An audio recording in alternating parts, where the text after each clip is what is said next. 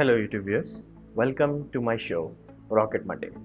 In today's episode we're going to take a look at battery powered rockets. So are they real or magical? Let's look into it. So right now this is all the news because of this company known as Rocket Lab, which has successfully become the first company to put an orbital rocket in orbit using an electric powered rocket engine. So it is an American company. Basically their paperwork says it's America based, and however it's running from New Zealand, not government based, it's privately funded, but it's a New Zealand based subsidiary. And you have to understand they are a very small company and they are targeting small satellite market. So let's dive right into it. So all this idea of battery powered rocket, you have to understand this, it's not going to space using battery power. All it is doing is driving the rocket engine using battery power rather than gas generators. So as in my last episode of SpaceX, I said like SpaceX figured out some way to make a cheap, effective, successful gas generator. Now gas generators are very complicated because on one end, the end that is rotating, that we call the impeller, not turbine, basically that side is going as hot as 2 to 3000 degrees Celsius. However, the cold side is going as cold as whatever your fuel is, or like in this case liquid oxygen is. So you can see this causes a lot of metallurgical problems, and turbocharger, the gas generator, and all these things combined make rocket engine very expensive. Everything else in rockets are not that expensive comparatively speaking, but that whole idea of that turbo pump is very expensive. So they are simplifying that. All they are doing is replacing the turbo pumps, the gas generator, with turbo pump still there, but it's completely sealed and is being driven by an electric pump. Now the motors that they are using is roughly 50 horsepower, and each engine unit has two motors, one for kerosene, one for oxygen. This is done I think mostly for size reason. Otherwise, they might have to make a big rocket engine, big motor, and this also allows them to tune the mixture, basically, which will allow them to control the specific impulse. So let's say if they are going through max Q, they might be able to reduce the kerosene content, or if they are going through if they need more lean burn, basically they can control the oxygen content. So this is their approach. They have, instead of having gas generator, they have two motors driving oxygen pump, driving kerosene pump. This is their whole idea. Now on top of that, on top of making motors which drastically reduces their cost, they're 3D printing this whole damn thing. Like not every single bolt and nut in this, but majority of this thing is made in 3D printer using electron beam. So basically they have a vacuum chamber where they have a lot of powder, and that powder is melting using electron beam, not laser. So they are using electron beam melting technology. So benefit of that is they can 3D print this whole engine in roughly 24 hours.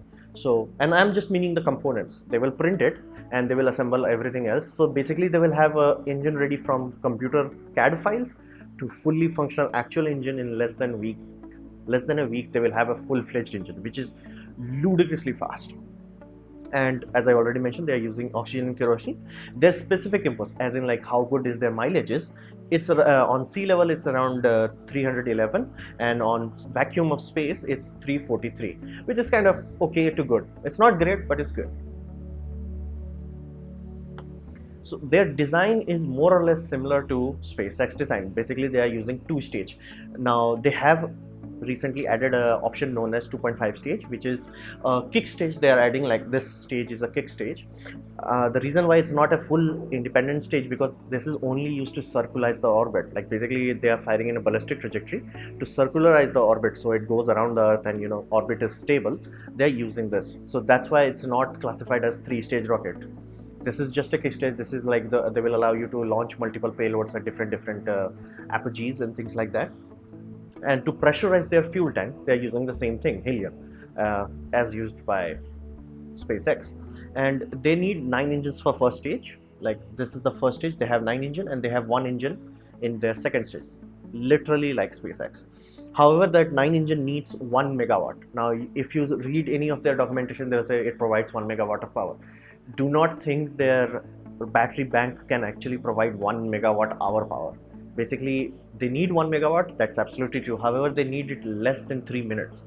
So their battery bank can be as small as 50 kilowatt. So don't expect that their battery bank itself is 1 megawatt. It's just that to drive this pump to max capacity, to with all the electronics needed for that, they're burning upwards of 1 megawatt.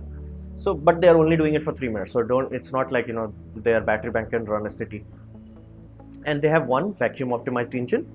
Now, the only unique thing about that vacuum optimized engine is that during mid-flight, while they are going, once they have done the staging, the first stage has been discarded, once they are ascending using second stage, in mid-flight they will dump the discharge battery. That will happen generally, like if you see the launch, that will happen generally at 6:30 seconds, more or less 5-10 seconds plus or minus, but from launch. It's not when the second engine is on. It's just they will dump the battery. It's almost like dumping the payload fairing to get more basically you want to get more kick out of your actual fuel. So dumping batteries that are used up now, it's quite a unique way how they are trying to get more kilograms into payload. As you can see, the battery banks are independent. Like once they discharge one, they will throw it away. Once they discharge the other, they will throw that away. And this kick stager is running on monopropellant. It's not a two-part mixture. It's basically a single thing, and they are not specifying what they're using. They're just calling it a green monopropellant. However, the thrust factor for those who are interested is 120 newtons. So it's very low power. It's just there to circularize the orbit and allow them more flexibility. It's not there as a they can send it to geostationary orbit. So this is their design. What are their pros of using this design, this small infrastructure? They're actually cheap. Now, many of you have said SpaceX is cheap, which is absolutely true. It's cheap compared to ULA, which could charge upwards of $400 million for similar launch, and SpaceX can charge you less than $80 million. Now, this puppy can go down to 6 million. Now, per kg, be mindful of this, per kg to orbit, this is very expensive. It's expensive than SpaceX. However, not everybody has the capital cost or the need for sending 20 tons to orbit. So using them actually allows them very, very low price. 6 million is like so low that there are many millionaires who can just spend this amount of money just for drone. So second, the satellite, the maximum satellite they can send size wise, as in weight wise, is 220 kg, which is okay, and they are generally trying to keep within 150 kgs, and they can launch multiple CubeSats. Now CubeSat has become the the next hot thing in the space industry. It has revolutionized everything, especially because of miniaturization of electronics, gyroscopes. Everything that is in your mobile phone actually is needed for satellites. So only thing added is solar panels and whatever instruments they need for that specific purpose. So CubeSat, as you can see, is basically it's a standardized architecture. So the architecture is one cube is 10 centimeter by 10 centimeter by 10 centimeter. So there's one unit. Then you have 2U, then you have 3U, then you have 2U into 3U. So basically like a rectangular. So basically there is a standardized structure, and it's been going on for quite some while, and this right now is changing the whole world. This is what ISRO launched, 108 of them, 104 of CubeSats, and you might think they are quite useless. That used to be true when they were first introduced. However, with the miniaturization of electronics and advancement in optical cameras, they are quite priceless nowadays for what we call Earth imaging systems. So they can launch multiple CubeSats, and that's their crucial part. Because the rocket is flat out thrown, it's a use and throw rocket. They designed, the whole architecture is designed around making the rocket from CAD file to actual rocket very quick. Like the engine itself used to be the most complicated. They narrowed it down into 1 week. The rocket itself, I don't think would take more than few months. So they if they receive an order, I need a rocket, they will build that rocket very quickly, very fast. And from order, like let's say I placed an order, okay, I want to send my CubeSat. This is their crucial part. This is their niche market. They will say, okay, I'll launch it in next 2 months. If you go to SpaceX, they will be like, okay, I'll take your take your order. I'll wait. I'll see if there is another buyer that will use my rocket for big payload, and on top of that, I'll just add your small rocket, like piggybacking as it's called. This is why this whole company exists. Like they cannot compete with big rockets. Price wise, they simply cannot. They cannot make their rockets very big. So all things considered, all they are doing is because nowadays CubeSats are used as a proof of concept by big companies. Like this one I'm showing you is the NASA one. They need to launch CubeSat very quickly. And now, of course, let's say you have a big satellite launch already piled up. You can be like, okay, just piggyback this also. many companies don't have that luxury. Many companies don't want to wait around for that. This is their whole unique selling point, that they will launch your satellites, CubeSats, as quickly as possible. So these are the pros of it, but there must be some cons. And yes, they are limited to LEO, basically low Earth orbit. I haven't seen any data sheet that they are even trying to go to higher than 500 kmph. However, they will be used by a company that is trying to go to the moon. So they can go to the moon. Only problem would be the payload size would be relatively very small, and they might not even go there in 3 days. They might actually take longer. There is another method to go to moon rather than just using boost thrust. You can, but it takes it uses gravity of Earth to boost its orbit, but it takes very long time, like upwards of days. Many days could be taken to 6 months. So it can go to the moon, but payload size would be ridiculously small. It's not even achieving anything as small as you can't even send a cat to the moon.